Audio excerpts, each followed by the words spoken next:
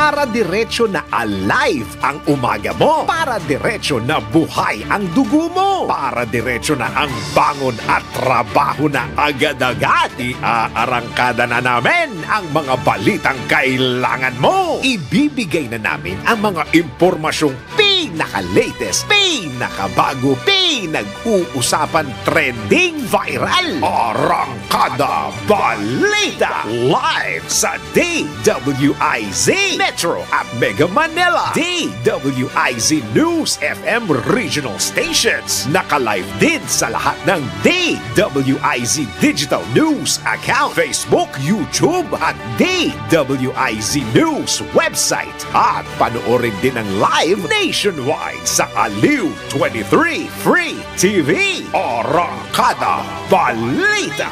Arangkada na sina Drew Nasino at si Ate Juday, Judith Estrada Larino. Gising ang morning mo sa Arangkada Balita.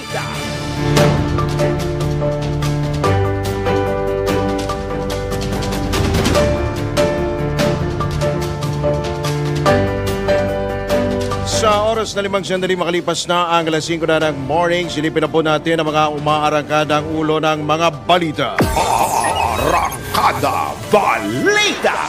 Panibagong big time oil price rollback sumalubong sa mga tsuper ngayong araw. Arangkada Balita.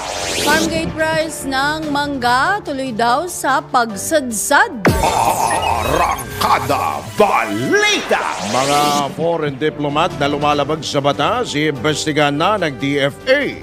Arangkada Balita.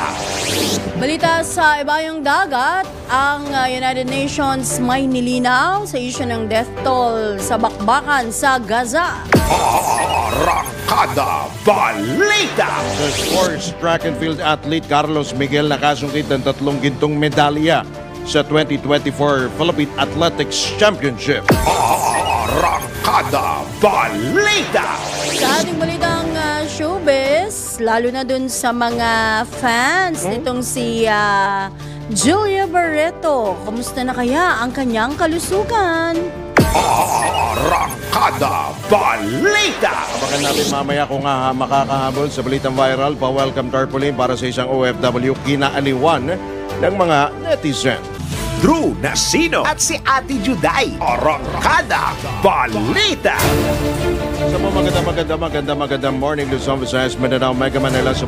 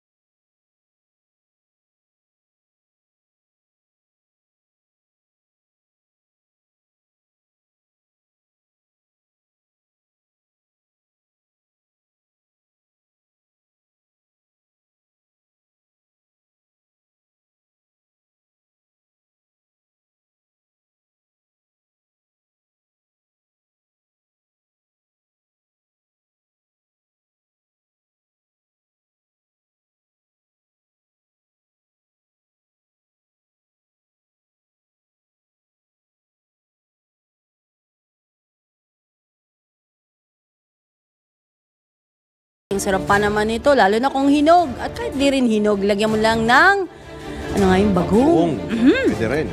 Ay, thank you, Drew, sa dala mo. Ito po naman ang inanunsyo ng Department of Agriculture sa gitna naman ng peak season sa pag-aani po ng mangga. Ayon sa DA, umaabot na lamang, 10 pesos bagsak. Oo, hanggang 15 pesos kada kilo po ang farm gate price ng mangga. Mas mababa naman ito na mas mababa kaysa sa pinakahuling presyo nito na nasa 30 hanggang 55 pesos kada kilo. Arangkada Balita! Kaya pinagpipitas ko na yung sa amin Buti Dahil naman. binabato na ng mga bata yung isa sa mga puno. Napupulot na yun, syempre pag nalaglag napupulot na. na. Sayang naman din kasi yung iba di ba nakakain ng mga... Bagsak naman ng presyo.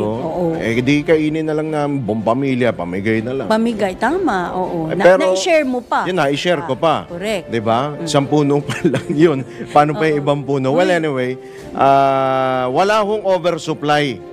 Wala pa lang oversupply ng mangga sa Pilipinas kahit bumabaha pala.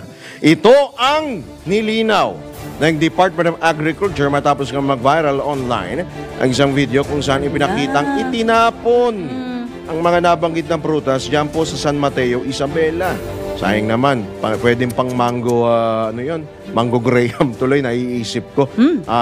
Ayon kay Agriculture Assistant Secretary at Spokesman Arnel de Mesa, nasa peak season na kasing ho ngayon ng anihan po ng mangga harvest season. Idinagdag pa ni Asik de Mesa na halos sira, bulok o maliliit na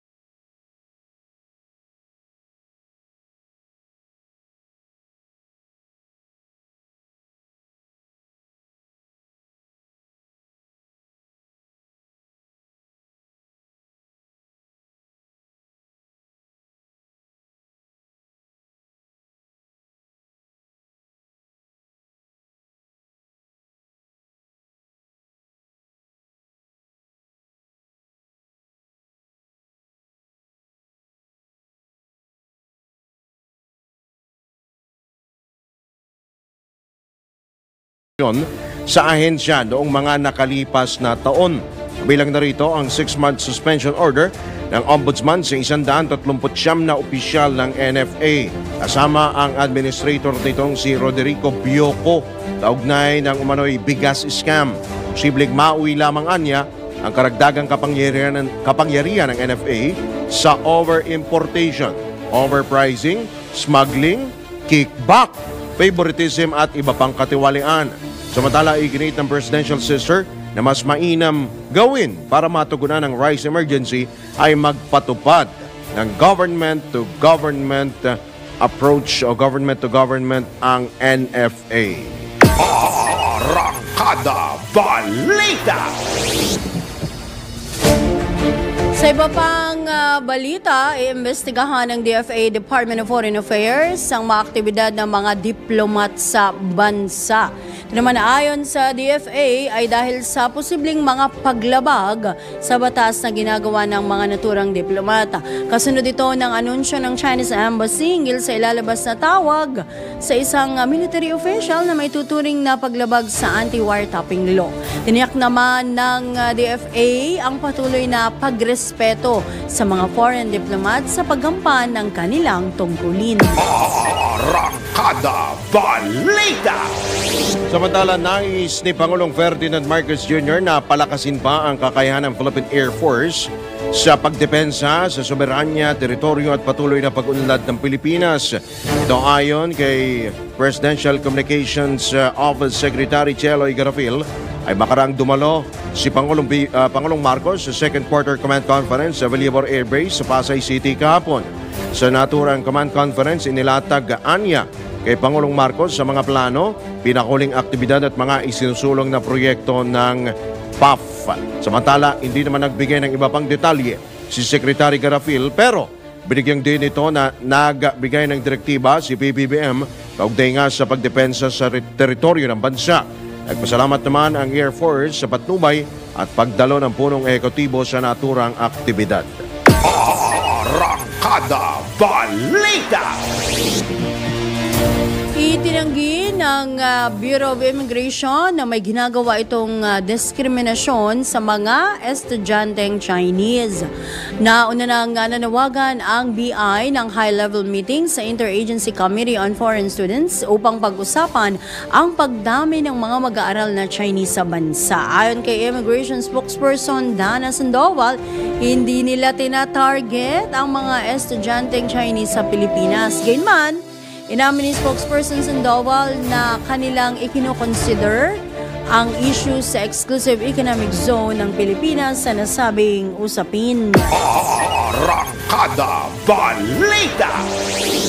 Sa ibabang balita, nagparehistro bilang bagong botante si Bamban Tarlac Mayor Alice Guo nang magpatala ito sa tanggapan ng Commission on Elections sa naturang lalawigan noong Abril 2021 lamang. Ayon kay Comelec Bamban Election Officer Edmond Salvador, mahigit 30 taong gulang na ang alkalde noon at hindi na nila tinanong kung bakit nitong 2021 lang ito nagparehistro bilang botante. Idinagdag pa ng election ni Salvador na kompleto naman sa mga dokumento si Mayor Guo kaya't naging botante ito ng Bamban mahigit 1 taon bago ang 2022 elections. Sa kabila nito, ipinagtanggol naman ng ilang residente ang alkalde at nakasalamuhan nila sa Barangay Virgen de los Remedios noong bata pa ito. Ipinalawanag ni Ginoong Ronald Mejia, 54 na taong gulang, na una niyang aminado siya na una niyang nakita si Mayor Guo noong 7 o 8 taong gulang pa lamang ito, nakalaro ng kanyang mga pamangkin. Tumiraan niya sa maliit niyang bukid ang labandera at isa sa mga tsuper ng pamilya Guo, kaya't nagpupunta roon ang nasabing alkalde. Arangkada Balita! Sa kaugnay na balita, binigyan din ng Commission on Elections na maaring maghain ng petition for co-warranto sa controversial na si Bamban Tarlac Mayor Alex Guo. Sa gitna naman ito ng mga questionableng kwalifikasyon ng alkalde, lalo ang kanyang citizenship, batay na rin sa mga nakalipas na pagdinig sa Senado. Sinabi ni Comelec Chairman George Garcia na sa ngayon ay wala pang naghahain ng disqualification of petition upang kansilahin ang kandidatura ng alkalde kahit nakaupo na ito sa pwesto. Sinumanaan niya ang kailangan para sa petition for co-warranto na ihahain sa Regional Trial Court upang dinggin ang kaso. Sa ngayon, nananawagan ang ilang mga Pilipino na imbestigahan sa poll body o ng poll body kung paano nakalusot itong si Mayor Guo, lalo na't questionable ang identity at citizenship ng nasabing alkalde. Arangkada Balita! Sa pagkakataon ito, dako po tayo sa ilang pag-uulat buhat sa labas ng impilan. Mahigit 30 lokal na opisyal umanib na rin sa lakas CMD. Ang pag-uulat buhat kay Patrol 11 Tina Nolasco. Patuloy na nadadagdagan ang bilang ng mga opisyal ng pamahalaan na nagpapamiyembro sa Partidong Lakas Christian Muslim Democrats o Lakas CMD.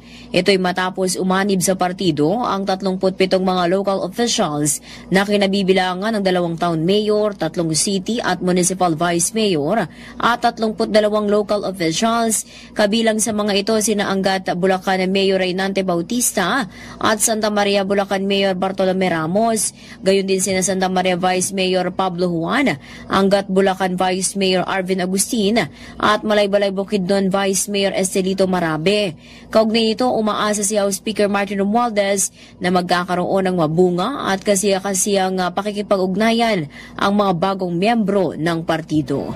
Ito si Patrol 11, Tina Nolasco para sa impilang may todong lakas DWIZ, nagbabalita ng tama, naglilingkod ng tama. Arangkada Balita! Sa iba pang balita, paglikha ng mahigit 4,000 posisyon para sa Poverty Alleviation Program ng DSWD, aprobado na ng DBM. Alamin po natin ang iba pang detalye sa ulat na ito ni Patrol 13, Gilbert Perdes. Nabawasan ang bilang ng mga lugar na makararanas ng matinding Aprobado na ng DBM o Department of Budget and Management ang paglikha ng karagdagang mahigit 4,000 posisyon para sa mga programa ng DSWD laban sa kahirapan. Sa ilalim nito, itatatag ang 4,265 na contractual positions gaya ng Project Development Officer 2 sa iba't ibang tanggapan ng DSWD at ito'y magsisilbing augmentation o dagdag na puwersa sa kasalukuyang mga tauhan ng kagawaran. Ito'y para na rin sa layuning makamit ang one case manager sa kada 300 households na magiging suporta rin para sa matagumpay na implementasyon ng 4Ps o Pantawid Pamilyang Pilipino program sa grassroots level. Patrol 13, Gilbert Perdes para sa Himpilang May Todong Lakas, DWIZ, nagbabalita ng tama, naglilingkod ng tama. Arangkada Balita! Mga lugar na inasa makakaranas na mapanganib na heat index ngayong araw, abay nabawasan. Uy, ano naman? Naulan kasi ho kahapon. Lakas. Naku, sana ho magpatuloy pa yung ganyan ho na temperatura at na wisik-wisikan ho tayo kahapon. Yung init na bawasan ho. Alamin nun natin ang pag-ulat buhat kay Patrol 30 Jelly Mendez. Nabawasan ang bilang ng mga lugar na makararanas ng matinding init ng panahon sa bansa ngayong araw.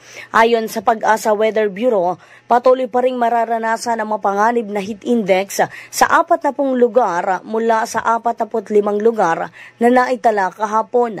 Nabatid na posibleng umabot sa 47 degrees Celsius ang mararamdamang init ng panahon sa Dagupan City, Pangasinan ngayong araw ng Martes na nakapagtala kahapon ng 50 degrees Celsius na heat index. Inaasahan namang papalo sa 46 degrees Celsius ang heat index sa Virac, Catanduanes at sa Pili, Camarines Sur, habang 45 degrees Celsius naman sa Rojas City, Capiz, Catarman, Northern Samar, Giwan, Eastern Samar at sa Butuan City sa Agusan del Norte. At kaugnay nito ay pinapayuhan ng Pag-asa ang publiko na limitahan ang paglabas ng bahay at uminom ng maraming tubig upang maiwasan ang epekto ng heat cramps, heat exhaustion at ang heat stroke na posibleng idulot ng mataas na heat index. Ito si Patrol 30 Jelly Mendez nag-uulat para sa Himpilang May Todong Lakas sa DWIZ. Nagbabalita ng tama, naglilingkod ng tama. Kapag may bagong balita, naka-on air, agad-agad, DWIZ Patrol Report!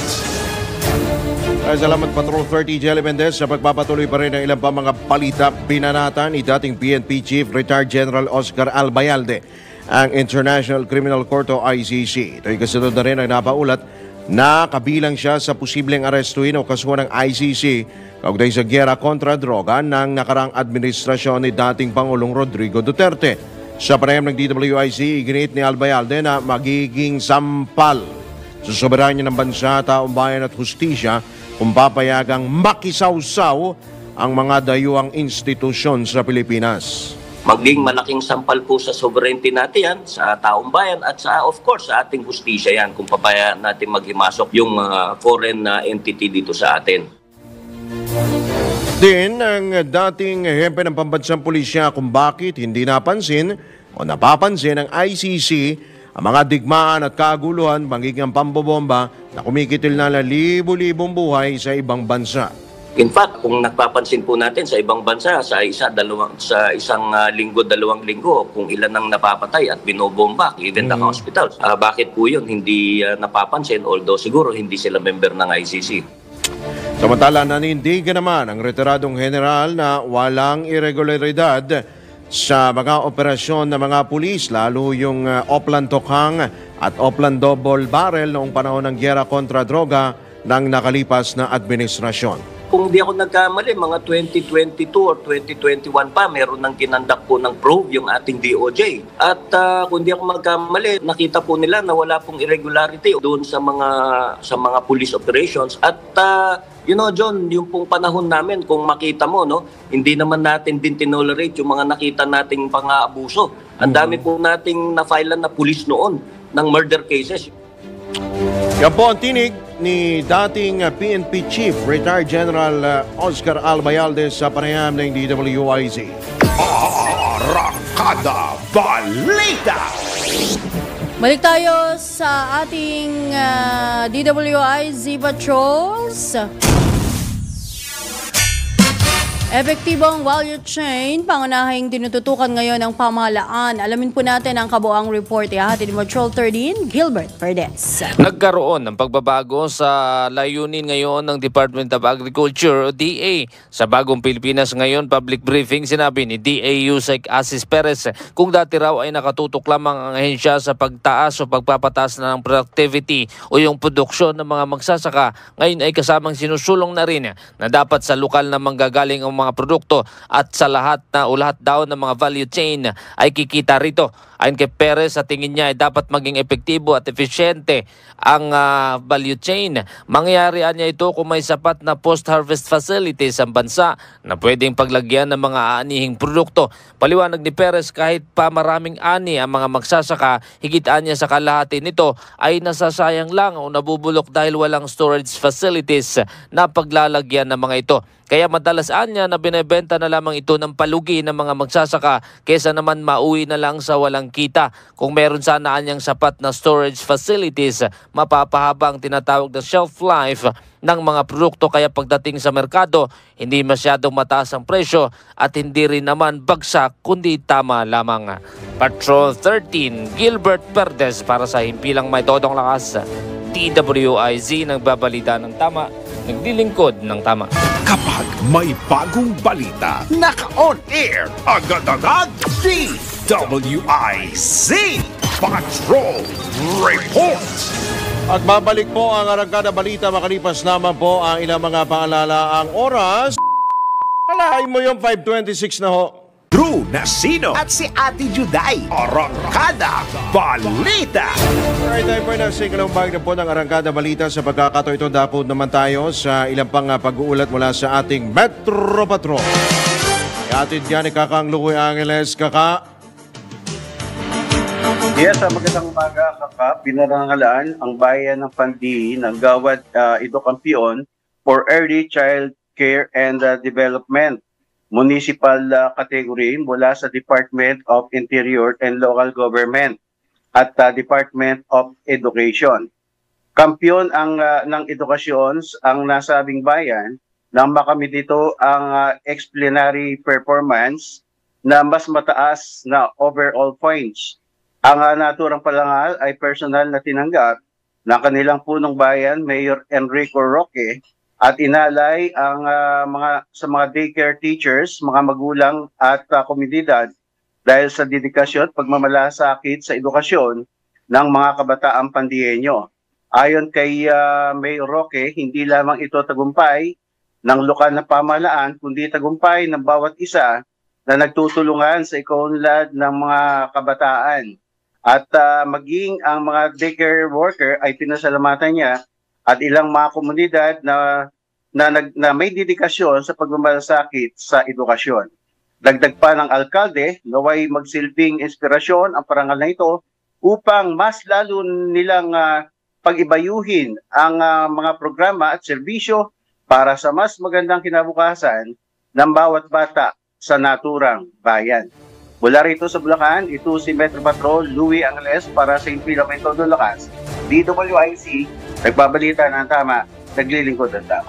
Arangkada Balita. Alright, tama-tama ho. Pag-usapan ho natin. Maraming salamat si Kakang Louie Angeles. Pag-usapan po natin ang almusal po nating sinangag, ang ating pong bigas, ang ating pong kanin dahil mamaya po magkakaroon na po ng deliberasyon ang mababang kapulungan ng Kongreso kaugnay po sa amendments sa Rice Tarification Law at inaasahan nga pong makakapasa po ito sa second reading. Hopefully, bukas, target makapasa sa second reading. At para po hinga ng opinion, hinga po ng reaksyon, nasa kabilang linya po natin ang ating pong komunikasyon via Zoom, ang chairman po ng Samang Industriya ng Agrikultura, si Engineer Rosendo. So, Kasendong, magandang morning sa iyo. Welcome muli sa DWIZ LU23 at belated happy birthday, Kasendong. Uy!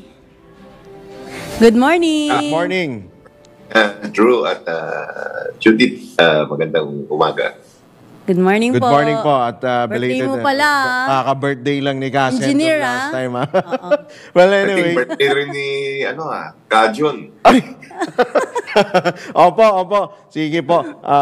Makakarating po yan, Kasendong. Well, anyway, dito po tayo sa atin pong ihahanda sa mga Naku, birthday po kailangan natin. Hindi yan. po nawawala, of course, ang kanin, ang bigas. Mamaya po may deliberasyon na po ang mababang kapulungan ng Kongreso dyan po sa RTL, yung amendments nga po. And hopefully by tomorrow ay makapasa na raw sa second reading. Ano ho ang inyo pong opinion ho rito? Baka meron pa ho kayong mga nais pong idagdag o ibawas pa dito po sa panukala pong ito, Kasendong. Yeah, so far naman ang inaano natin is dapat ma-increase yung fix, no? Ibig sabihin yung pagbigay dun sa 30 from 10 billion natin gawin 30 billion, no? Dahil nakita naman natin na yung collection ng 2023 umabot na ng 30.5 billion yung nakolekta ng custom, no, dun sa rice tarification law. And yun ang dapat na ibigay sa ating mga magsasaka. And of course, yung cash portion na sinasabi natin, no, yung 12 bilyones na good for 2.4 million farmers. 2.4. Importante yan na immediate pagkatapos ng isang taon, dapat immediate na ma-allocate na yung pondo niya. And of course, yung mga farm machineries, itong seeds, no? Yung seeds, kailangan yung certified seeds ma-increase pa rin, no? From 3 billion to 6 billion. Dahil yung number of hectares naman ng ating seed grower, almost 36,000 na hectares ang natatamnan natin. And kaya nilang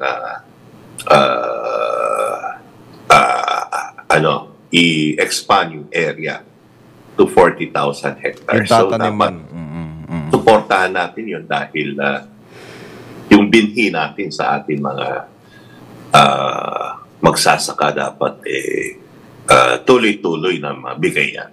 So yan, nakita na kailangan ayusin para at least lumawak and lumakas ang ating seed production. Opo.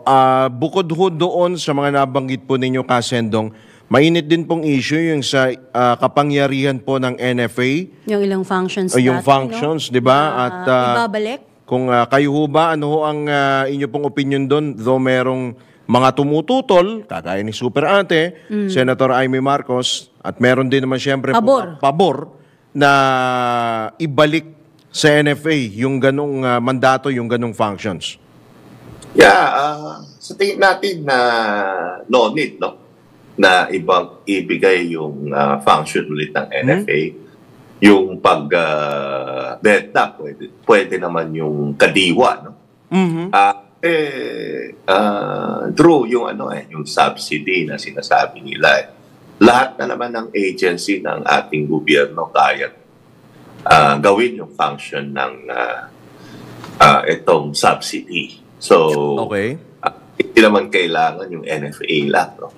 Kung makita natin for the past year, problemado dun tayo sa NFA dahil maski hindi na siya dun sa RTL, napasa yung RTL, wala na siyang function na pagbili dun sa, ibigay yung pagbili sa mga traders.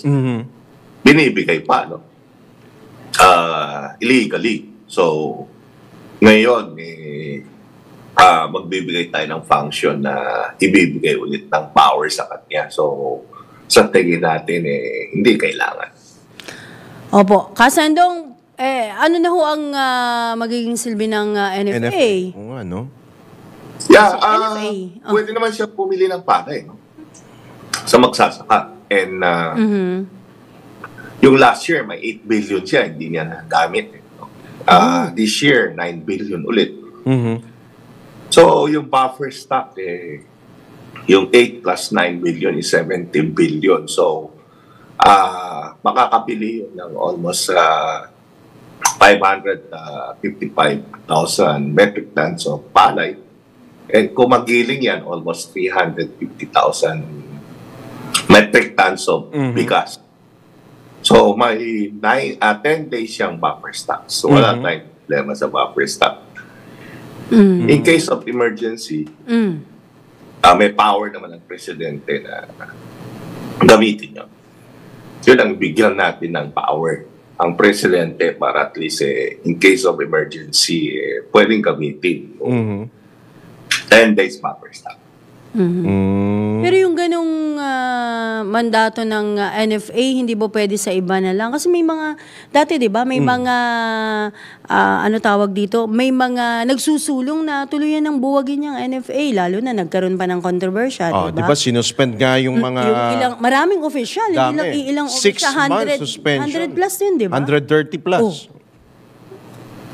Yeah, kaya ang sinabi natin, huwag na magbigay ng additional power dahil wala tayong nakitang advantage, no? Sa atin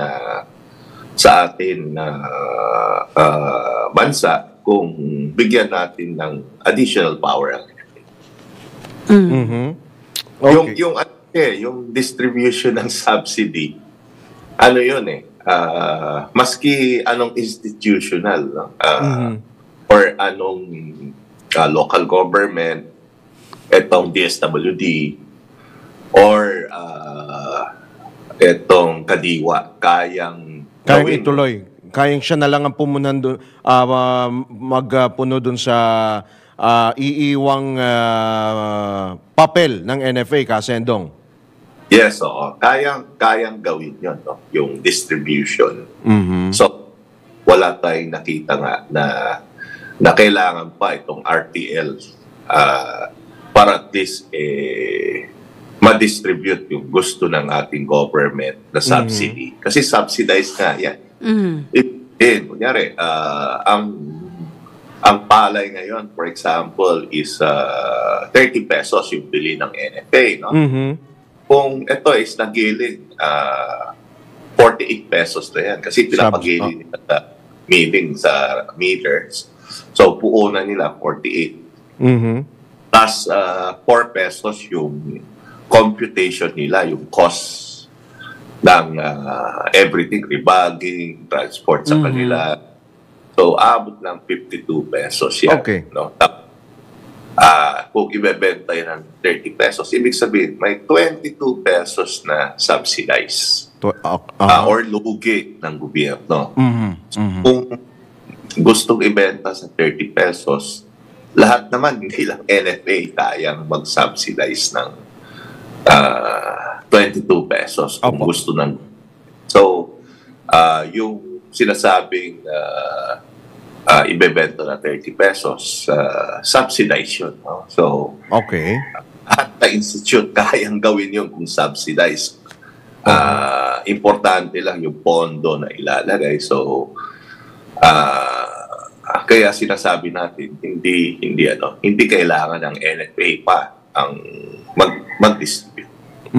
Okay. Kakayanin kaya by June or July, kasi ang sinasabi ni House Speaker Martin Romualdez, though nagpayag na nga si Pangulong Bongbong Marcos na isa-certify niya na certify as urgent itong amendments, pag-amyenda sa RTL. Kaya ba by June, July na yung sinasabi mo, Kasendong, although ito ay subsidized, itong 30 pesos na kada kilo ng bigas, by June or July? True, maski ngayon pwedeng gawin na kasi subsidized na eh. Okay. Yung pondo, pwedeng DSWD, pwedeng Kadiwa, anytime pwedeng... Pwede naman pala Kasendong eh. Pero targeted, ano lang yan? Targeted. Okay. Consumer, hindi lang. Kasi kung pili lang gano'n. 30 pesos lahat, malaking lugi ng atin na gobyerno yan. So walang tulong na mangyayari sa ating government. Dahil malaki yung isa-subsidize. Ang Vietnam kasi, ang palay sa 21 pesos din ang basa. No? So, ibig sabihin, ang bentahan ng price ng bigas, hindi lang dito sa ating bansa, umabot ng 52 pesos. Doon sa Vietnam din, umabot ng 48 to 52 pesos. No? Kung mag-interfere ka dun sa presyo ng international market, baka magka-problema, walang magpapasok ng bigas dito sa ating bansa. Almost 30% ng kasi natin ang consumption ngayon galing sa imported. So, ang mangyayari niyan, magkakaproblema tayo. Nako, oo. Grabe pala. So mag-i-import pa rin pala tayo. Pero ito bang sakaling maamyendahan na nga itong RTL, Kasendong, ang local, gaano kalaki ang may tutulong nito sa local production, though mag-aangkat pa rin tayo, di ba, Kasendong? Yes, mag-aangkat pa tayo, Drew. Ang nakikita kasi natin, yung wheat, no? Yung gumagawa ng mga pandesal, mga bread, nagiging very tight, no? Tumataas. So, mas maraming nag-shift sa rice. No? Yun ang nakikita natin bakit tuloy-tuloy yung pag-increase din ng pagkain natin sa rice, no? Ito is may problema naman ng Russia, no? Dahil yung wheat production nila nagka-problema. So ito is yung supply ng going to China mababawasan. So ang China naman kukuha sa other countries, yun ang So internationally yung wheat hindi baba, baka tataas pa yan. So, ang alternative is rice. So, kung yan ang mangyayari, talagang lahat agawan ulit sa bigas. Domino effect yan. Domino effect yan. And kung makita mo yung Thailand and Vietnam na in-expect natin yung harvest time, bababa. Hindi baba, no? Nasa $600 per metric ton, $580 to $600 metric ton yung 5% broken. Kasi yung pinapasok natin ngayon is mas magandang quality, no? Dati kasi ang consumer natin, maski yung 25% broken, yun ang kinukuha. Pero ngayon, maski yung mas mahal na bigas, yun ang kinukuha. Dahil gusto ng consumer is yung quality na. Hindi lang nila tinitingnan yung presyo na mataas. Last na lang, on my part, Kasendong, baka, although kung meron pang mga pahabol pa si Ate Juday, no? Ano reaction nyo doon sa lumabas po na report po ng USDA, na tayo pa rin ang magiging number 1 na rice importer sa buong mundo po ito, Kasendong? Yung projection nga natin, nasa 3.8 million metric tons pa rin ang ipapasok natin dahil yun sa El Nino. No? Ang USDA, projection nila to 4.1 this year and 4.2 million metric tons next year. Pero tingin natin, mas mababa doon dahil last year din ang projection ng USDA aabot ng almost 3.8, 3.9. Pero mas mababa tayo, no? Nasa 3.5 million metric tons. So, ang in-expect natin nasa 3.8 million metric tons pa rin ang ipapasok natin. Yun lang. Siyempre, ito is tuloy-tuloy yung pag-angkat pa rin natin. Yung importante, yung stocks natin dito sa ating bansa, may enough na. Opo. Alright, naku, sige Kasendong, at batid namin na mahaba-haba pa talagang usapin itong sa bigas. Well, anyway, tayo nagpapasalamat. Maraming salamat Kasendong muli sa iyong pagpapaunlak. Magandang umaga. Pupunta ka ba mamaya? Doon sa invited ka ba? Sa pagdinig. Pagdinig sa deliberation, Kasendong? May Senate investigation, invitation. So, okay. Para makita yung oversight ng okay. Senate. Sige. Yung magre-review ng RTL doon sa batas. No? Yung oversight. So, mag-attend tayo. Sige, abangan namin yan. Kasi maraming salamat. Good luck sa inyo at magandang umaga, Engineer. Morning. Salamat po. Yan po, si Engineer Rosendo So, ang chairman po ng Samang Industriya ng Agrikultura o SINAG. Muli po magbabalik ang Arangkada Balita, makalipas lamang po ang ilang mga paalala. Ang oras, 5:53. Arangkada Balita. Alright, yapon po natin ang isa pang pag-uulat mula sa labas ng impilan. Mga magsasaka sa Benguet, inayudahan ng DA Patrol 30 Jelly Mendez nagbabalik para sa detalye. Tumanggap ng aabot sa 21 milyong pisong halaga ng agri-interventions mula sa Department of Agriculture ang mga magsasaka sa La Trinidad, Benguet. Ito'y dahil sa pagpapatuloy ng suporta sa High Value Crops Development Program ng DA Cordillera Region na nakapag-turnover ng agri-equipment para sa mga magsasaka. Binubuo ito ng 4 na rain shelters, 33 tractors, 20 power sprayers at 10 pump irrigation system.